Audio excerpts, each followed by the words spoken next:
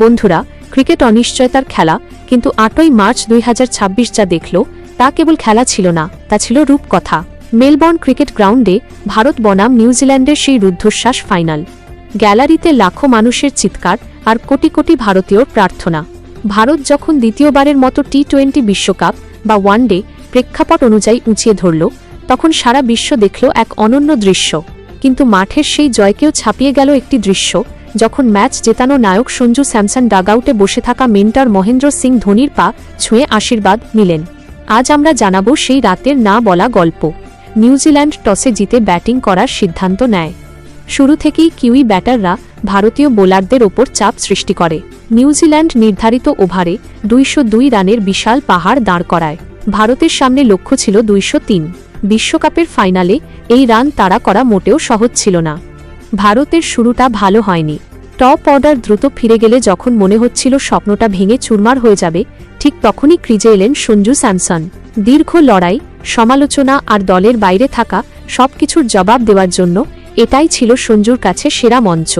এক পাশে উইকেট পড়ছে, কিন্তু অন্য পাশে সঞ্জু ছিলেন হিমালয়ের মতো অটল।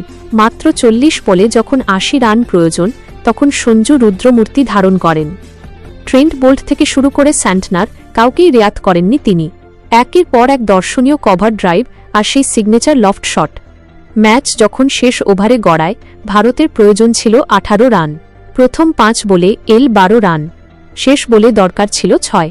বোলার ছিলেন নিউজিল্যান্ডের সবথেকে অভিজ্ঞ পেসার। পুরো স্টেডিয়াম তখন নিস্তব্ধ, কিন্তু সঞ্জু জানতেন তাকে কি করতে হবে। সেই বিখ্যাত ফিনিশার স্টাইলে গ্যালারিতে বল পাঠিয়ে ভারতকে চ্যাম্পিয়ন করলেন তিনি। ভারত জয়ের পর মাঠে যখন উৎসব শুরু হয়েছে, আতশবাজিতে আকাশ রঙিন হয়ে উঠেছে, ঠিক তখনই ঘটল সেই ঘটনা যা আজ ইন্টারনেটে ভাইরাল। জয় উদযাপন করতে করতে সঞ্জু হঠাৎ থেমে গেলেন। তিনি সোজা দৌড়ে গেলেন টিম ডাগআউটের দিকে, যেখানে মেন্টর হিসেবে উপস্থিত ছিলেন ভারতের ইতিহাসের শ্রেষ্ঠ অধিনায়ক মহেন্দ্র সিং ধোনি। সঞ্জু ধোনিকে জড়িয়ে ধরলেন। ধোনি যখন তাকে পিঠ চাপড়ে দিচ্ছিলেন, তখনই সঞ্জু নিচু হয়ে ধোনির পা ছুঁয়ে প্রণাম করলেন। ধোনি মুহূর্তেই তাকে টেনে তুললেন এবং বুকে জড়িয়ে নিলেন। এই দৃশ্যটি দেখে কমেন্টেটররাও কয়েক মুহূর্তের জন্য স্তব্ধ হয়ে গিয়েছিলেন। কেন এই মুহূর্তটি এত গুরুত্বপূর্ণ?